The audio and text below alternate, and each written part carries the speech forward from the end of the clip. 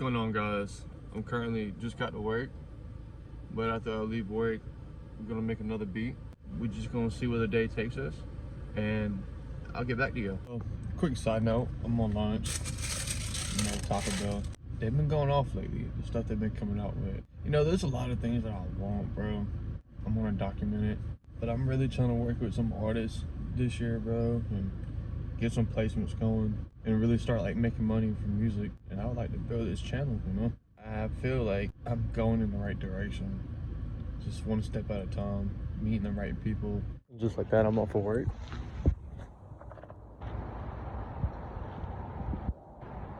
That's Big Sexy right there. But yeah, it is currently like 4:30 right now. Just got done with work. It was successful. Learned a lot as usual. But yeah, I'll get back to y'all whenever I get back to the house. And I'll cook up something. We'll see. For the ones who don't know, I'm dropping a melody kit on February 14th, Valentine's Day, Friday. So y'all guys be on the lookout. This melody I'm making will be in the kit. And this is a process I normally do for any kind of melodies whenever I'm making loops. I start off with the piano, for instance. I try to start off with something emotional.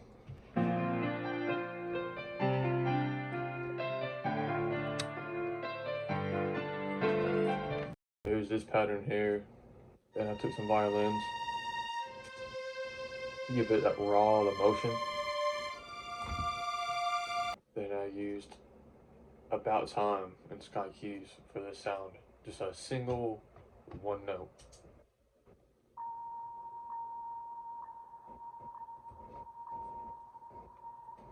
So that repeats. Then there's another Sky Keys preset. It was a lead. You hear throughout the whole melody. It's good to have echoes and weird little sounds in the background of your melodies. It's a great way to add like, character, you know. See, with this melody, it's kind of like weird, but it sounds good. Like it has a little emotion. That's normally how I go about making my melodies. Then I just throw a bass on it. Bass that kind of sounds good. I normally use this like Megalodon, or I use the default preset, or a default one shot. That's pretty good out of Chemix Essential Stash. It's a pretty good kit. You have a bunch of one shots, loops, drum sounds, you name it. It has presets too, and it was all for free. So shout out to him.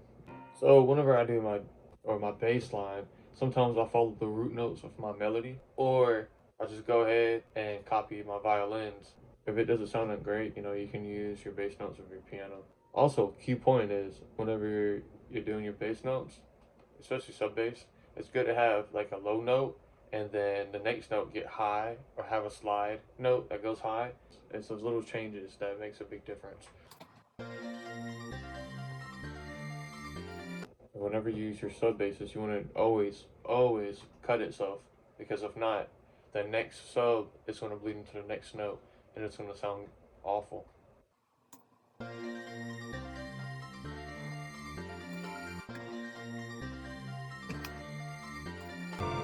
So this doesn't sound that great. The first couple of notes did, but we're going to follow the bass notes of this melody right here and just delete everything else.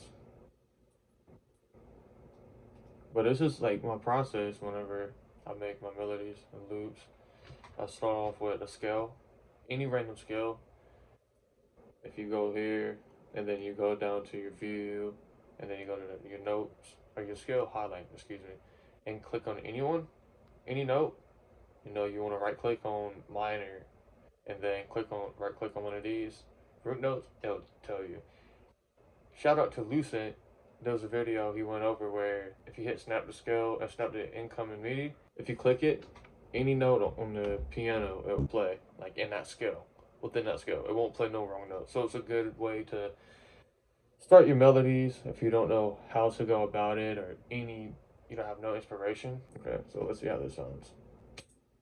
Obviously, it's too low.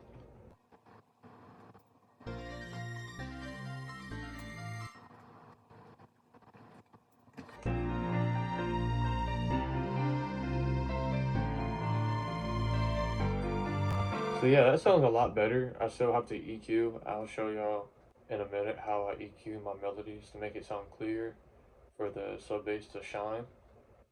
But as far as slides go, I just click a random note within that scale pattern, and then you want to double click it, and the note properties will pop up.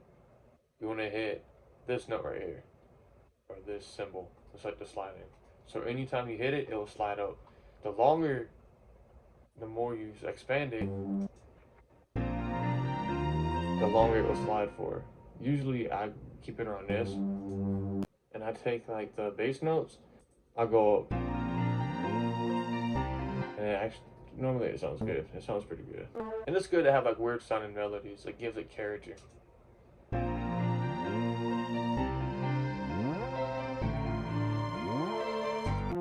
know what, for this one, let's go down. Let's see what it sounds like.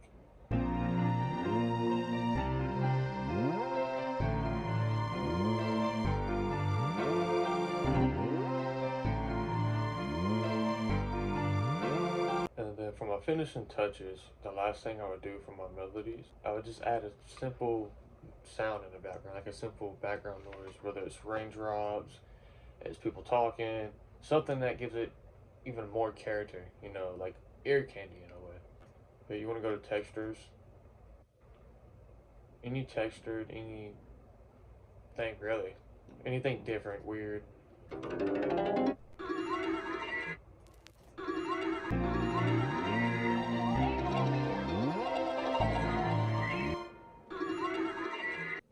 And I just lay it down into the song track.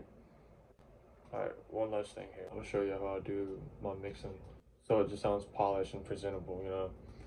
Key tip is whenever people use your melodies or beats, it doesn't have to sound perfect because whoever's using it, whether it's the beat or the melody, they have engineers, they have people that would do it to their liking. So don't stress yourself about making it sound perfect. Just make it, you know, sound a little bit presentable, a little less muddy. What I like to do is I go to Fruity Parametric EQ2 and hit this one, 40 hertz plus 18 hertz cut, and then you can cut out your lows.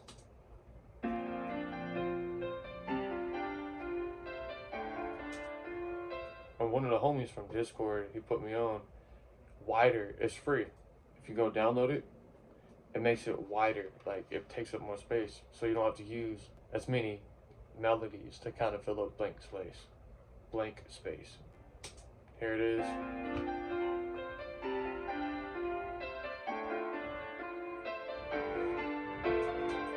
The more you turn it up, the better it gets. Like you start to hear it. Then if you use mono, it gets pretty obvious.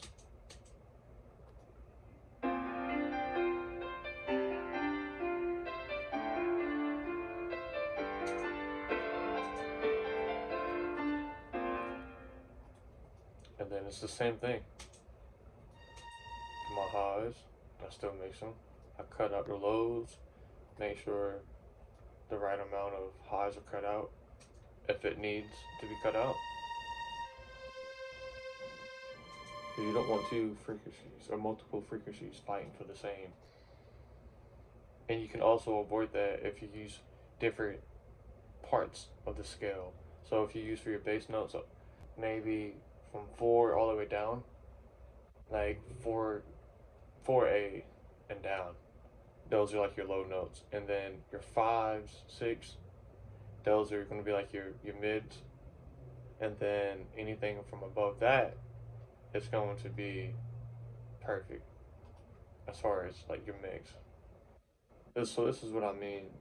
Right here, this is my main melody. I have everything cut out in my EQ.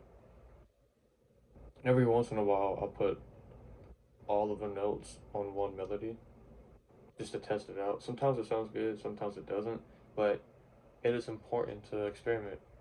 So I have these chords, I have these little repeating notes. This is like your mids and like your highs and your lows. That's why through here, these notes are not using the same notes as the other melody. But I've noticed it gives you more of a better mix in a way, because it's not hitting the same note. Like the multiple melodies are not hitting the same notes. It makes a big difference. Cut out the lows.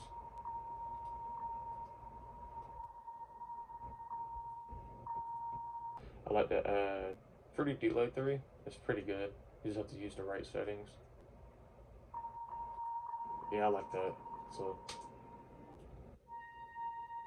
you see how it's like in the mids, but it's only one note that's playing. There's not much after the EQ. I might just clean it up, polish it a little bit.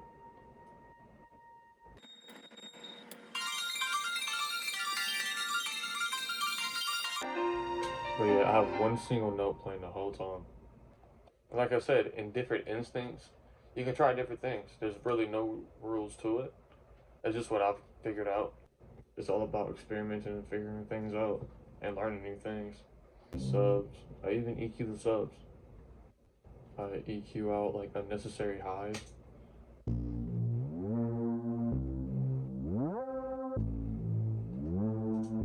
then last but least, is the background.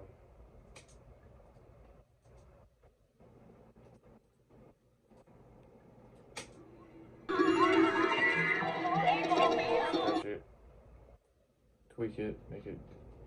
A big thing when making samples, once you put down your stuff, just go ahead and add a little bit of texture. Like I was saying, just a little bit of texture, a little bit of sound in the background. It doesn't have to be too noticeable.